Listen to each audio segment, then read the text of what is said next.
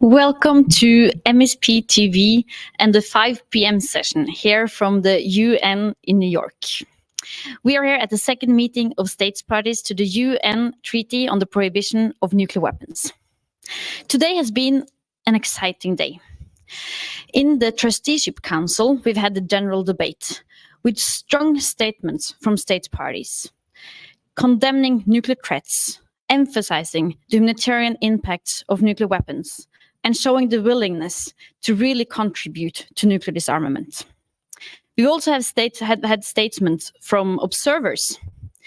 We are really happy they're here and engaging. And their statements show us the importance of the norm we are creating against nuclear weapons here within the treaty. Then we've had a lot of civil society statements.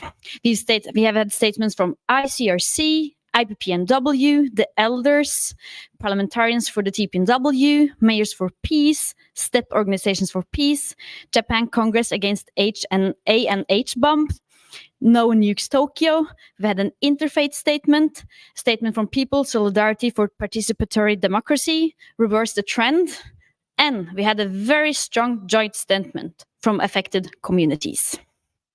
Luckily, our roaming reporter, Emma Pike, has been in the room to give us the latest updates.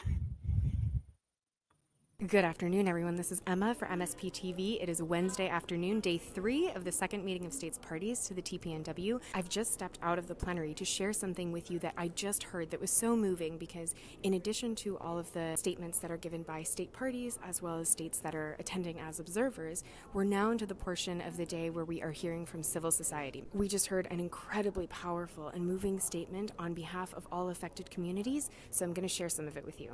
Nuclear weapons do harm every day.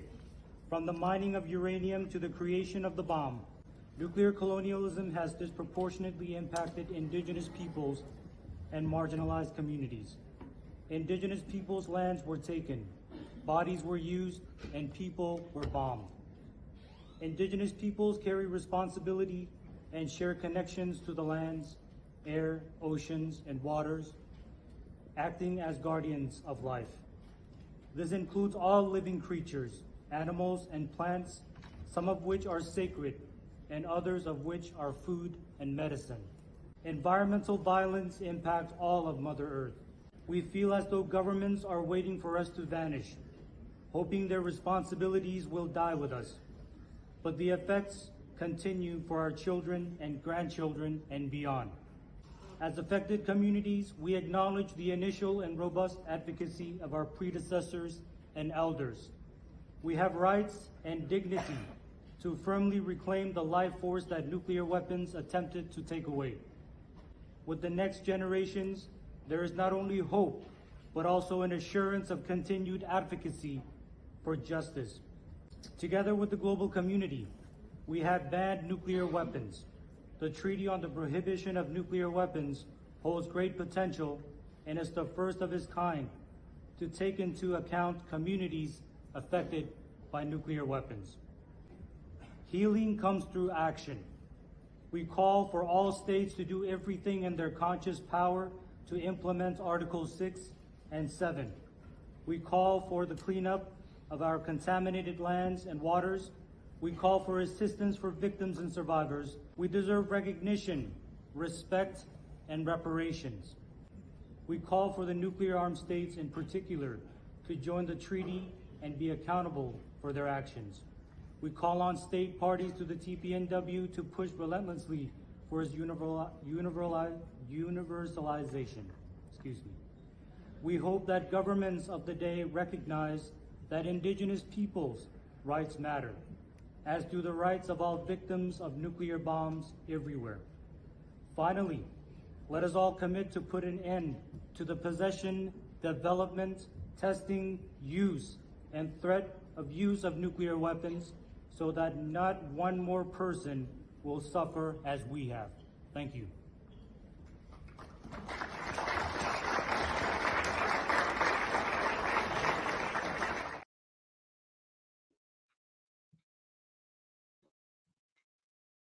Thank you, Emma. It was Benedict Kabua Madison from the Marshall Islands who delivered the statement. He was also one of those awarded the Nuclear Free Future Award Prize yesterday. Earlier today, we talked with Susie from ICANN and Aldo from Etica about the two events on the role of financial communities in implementing the TPNW.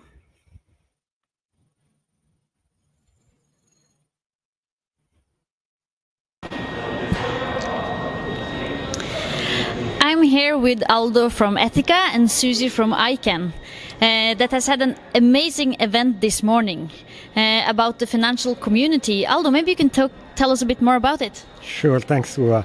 So this morning, the financial community gathered at the Domini Impact Investment Headquarters in Wall Street to talk about what the financial community can do to promote the TPNW and the principles of the TPNW.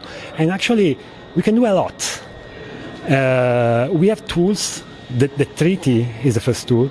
And then we developed another tool together with Etica and ICANN, the investor statement on the TPNW, which has been signed this year by over 90 investors internationally and representing over $1 trillion in assets under management. So you're really making a difference and taking the TPNW to Wall Street. Something else happened here in the UN this afternoon. What happened? Well, what we did is we brought some of the investment community and some of the advocates for social change through the financial sector here into the UN to talk with states and civil society about how we can be in community and work together with one another. And so we had an amazing event, packed house, almost had security call and have people, because there were a few people, maybe too many in the room, but with a really dynamic conversation about how we are all working together to stop the companies that want to build nuclear weapons and change the conversation into what we do for a sustainable future. Imagine what all this money and resources could be used for. You mentioned that there will be a statement, a financial statement, in the Trusteeship Council tomorrow. Can you tell us anything more about that? Sure. So tomorrow the chair of Etica is going to deliver the statement during the second meeting of the state parties. And our goal with this statement is to flip the status quo on the investment on nuclear weapons producers. So at the moment, the norm is to invest. So investors can invest, mutual funds can invest, and the exception is not investing. We want to flip this. And with the help of this tool, the financial statement, we want to do this also. So we will be here next year and then up until we have reached our goal. The TPNW is really integrated all kind of different communities into the work to ban and get rid of all nuclear weapons.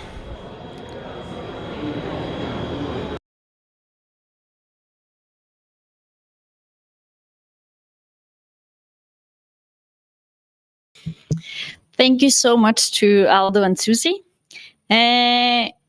Remember, if you want to get the latest updates from what's happening here in New York, you have to tune in to MSP-TV at 11 a.m. Eastern Time or 5 p.m. Eastern Time. Now things are almost finished here in the UN for today. They are wrapping up in the Trusteeship Council, but there's still things happening outside the building. Tonight there will be a concert with the Philip Glass Ensemble, live scoring the film Koyanes Gatsi, and rumors has it that Philip Glass will be in the room. There will also be a premiere on the film Shades of Disarmament.